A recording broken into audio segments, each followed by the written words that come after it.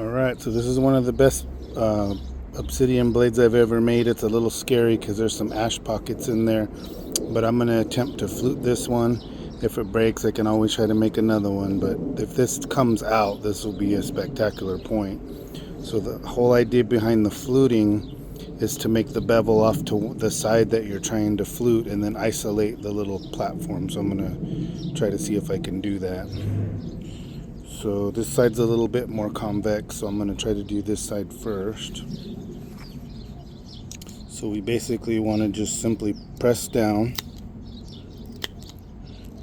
and raise that platform edge up to this side.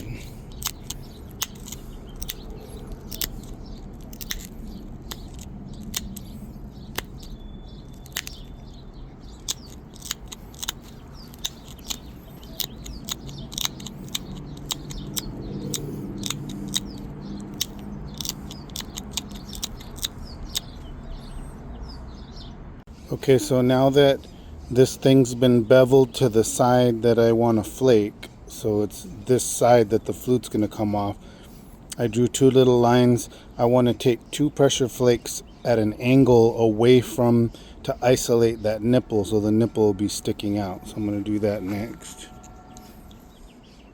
And you want to go at an angle and try to shoot it to the side and shoot it to the side. You don't want it to go straight in, otherwise the nipple won't isolate. There's one. There's one.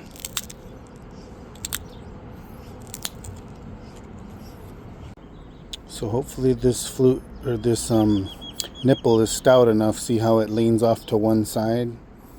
The relief flake here and here, and that helped isolate that, and then I heavily ground it.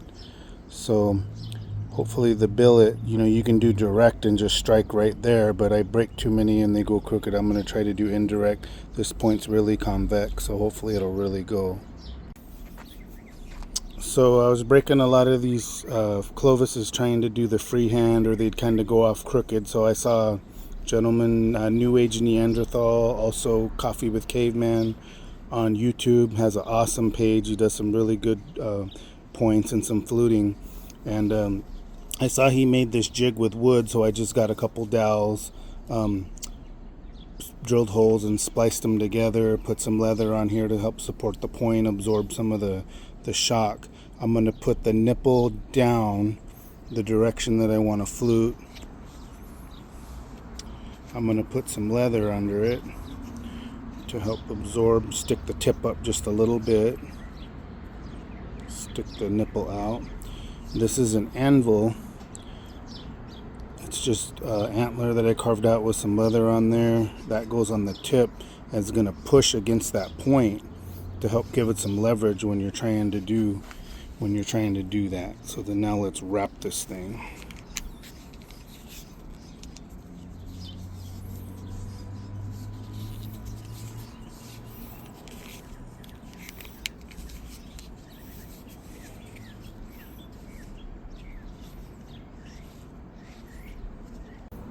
Okay, so I got the piece all set up in the jig. I made a really nice indirect stick, just a big old long hardwood dowel with the antler in there that I'm going to start working indirect. But I'm going to use the aluminum for now just because I'm not used to, haven't really used this one yet, and I don't want to mess up this flute. So I know I can do it with this, so then I'll post a video with the other one later. So just the under the leg indirect. Place that tip right on the nipple. So you kind of feel it catch.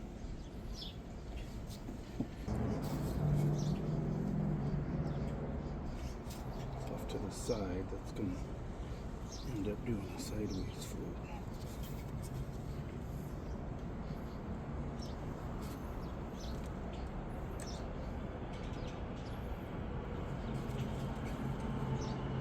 I just can't get comfortable there. This is pretty new to me.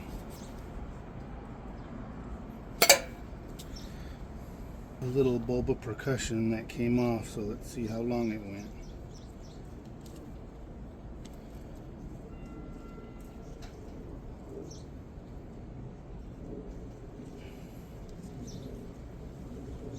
Ooh, doggies, I see some flute in there. Oh, that's so cool. Let me put the flute back in. It's my first really good straight successful one with obsidian. It didn't go as long as I'd like, but with all the beautiful pressure flaking, I almost don't want the flutes to go to the tip like the Cumberlands because I like seeing some of that flaking. So there's the flute, not bad. Okay, so now that I fluted that side, we got to do the other side, and you'll notice the taper is going the wrong direction. So you always want to raise the edge up higher to the side that you're trying to flute. So again, I'm going to do what I did the first time. Just going to pressure flake it. Now we're just pressing straight down. We're not trying to do long flakes, we're just trying to bevel it.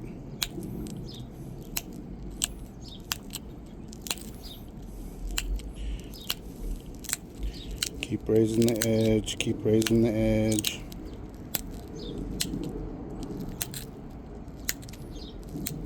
I'm using brass, trying brass out instead of copper. It's a little stronger, but it's also a little bit more slippery on obsidian and glass. So now you can see the bevels going towards the side that I want to flute. So now I'm going to grind it.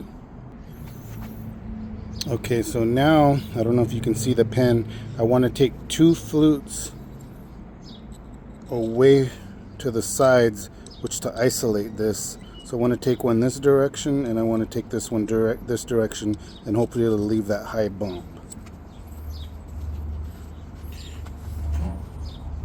So I'm going to start on the outside edge and do one way over here sideways first.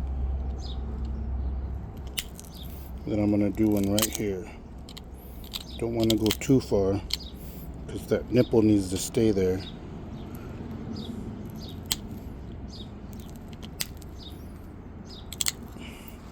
Let's see what happens. See how that's better isolated right there, that center ridge. And then what we want to do is go back here and to do two flakes in the reverse.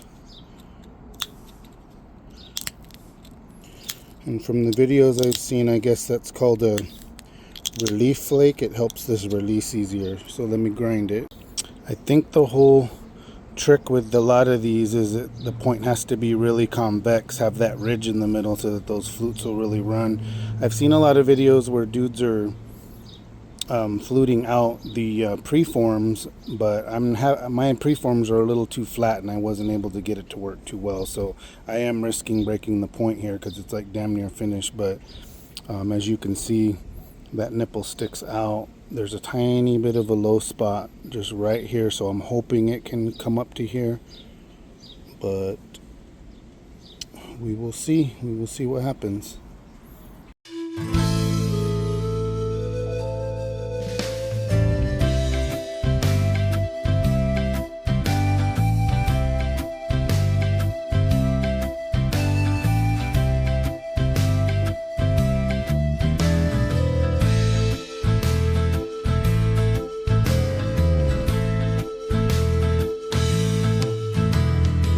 Shabby. I almost kind of like the fact that it left some of that nice flaking on there and just fluted about a quarter of the way up. This one's kind of short, but it's still fluted. I'll keep messing with it and keep you guys posted any tricks of the trade or anything I'm figuring out, but that's a good start. Big thanks to New Age Neanderthal for the help and his videos on the fluting jig.